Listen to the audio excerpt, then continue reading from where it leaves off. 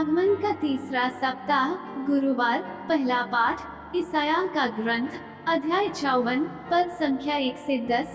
बंध्या, तुझे कभी पुत्र नहीं हुआ, अब आनंद मना, तूने प्रसव पीड़ा का अनुभव नहीं किया, उल्लास के गीत गा, क्योंकि प्रभु यह कहता है, विवाहिता की अपेक्षा परित्यक्ता के अधिक पुत्र होंगे। अपने शिविर का क्षेत्र बढ़ा, अपने तंबू के कपड़े फैला, उसके रस्से और लंबे कर, उसकी खूंटियां और दृढ़ कर, क्योंकि तू दाएं और बाएं फैलेगी, तेरा वंश राष्ट्रों को अपने अधीन करेगा और तेरी संतति उजाड़ नगरों में बस जाएगी। डर मत, तुझे निराशा नहीं होगी, घबरा मत, तुझे लज्जित नहीं होना पड़ेगा। तू अपनी तरुणाई का कलंक भूल जाएगी, तुझे अपने विधवापन की निंदा याद नहीं रहेगी। तेरा सृष्टिकर्ता ही तेरा पति है, उसका नाम है विश्वमंडल का प्रभु, इस्राएल का परम पावन ईश्वर तेरा उद्धार करता है। वह समस्त पृथ्वी का ईश्वर कहलाता है।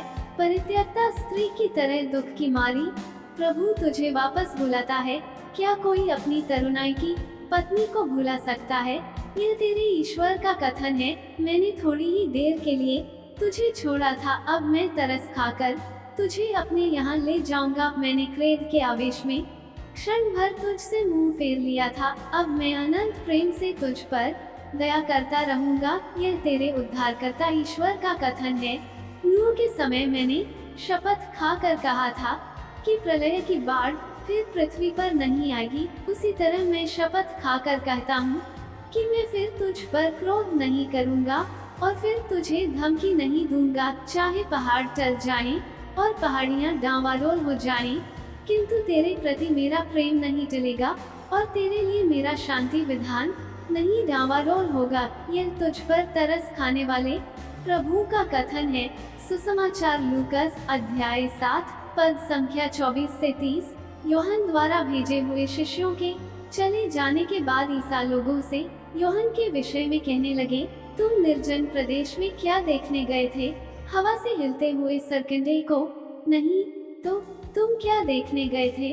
बढ़िया कपड़े पहने मनुष्य को? नहीं, कीमती वस्त्र पहनने वाले और भोग विलास में जीवन बिताने वाले महलों में रहते हैं। आखिर तुम क्या देखने निकले थे? किसी नबी को? निश्चय ही मैं तुमसे कहता हूँ, नबी से भी महान व्यक्ति को। यह वही है जिसके विषय में लिखा है, देखो मैं अपने दूत को तुम्हारे आगे भेजता हूँ, वो तुम्हारा मार्ग तैयार करेगा। मैं तुमसे कहता हूँ, मनुष्यों में यूहन्ना बपतिस्ता से बड़ा कोई नहीं, फिर भी ईश्वर के राज्य में जो सबसे छोटा है वो यूहन्ना से बड़ा है। सारी जनता और नाकेदारों ने भी यूहन्ना की बात सुनकर और उसका बपतिस्मा ग्रहण कर ईश्वर की इच्छा पूरी की, परंतु फरीसियों और शास्त्रियों ने उसका बपतिस्मा ग्रहण नहीं कर अपने विषय में ईश्वर का आयोजन व्यर्थ कर दिया। मनन चिंतन। आज के सुसमाचार में प्रभु यीशु यूहन्ना बपतिस्ता को एक नबी का दर्जा देते हैं और लोगों के सामने उसकी महानता का बखान करते हैं।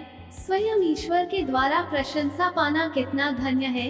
अपनी विश्व प्रसिद्ध पुस्तक कीस्त अनुकरण में थॉमस केम्पिस कहते हैं कि जो व्यक्ति पवित्र और निष्कलंक है, उसे प्यार करने से ईश्वर खुद को नहीं रोक पाते। प्रभु यीशु यूहन्ना बपतिस्ता की बड़ाई कई कारणों से करते हैं। वो एक ऐसे नबी थे जो बड़े और शक्तिशाली लोगों की आंखों में आंखें डालकर कह सकते थे कि तुम पापी हो, पश्चाताप करो। उन्होंने अपने जीवन में कभी सुख सुविधा का लालच नहीं किया।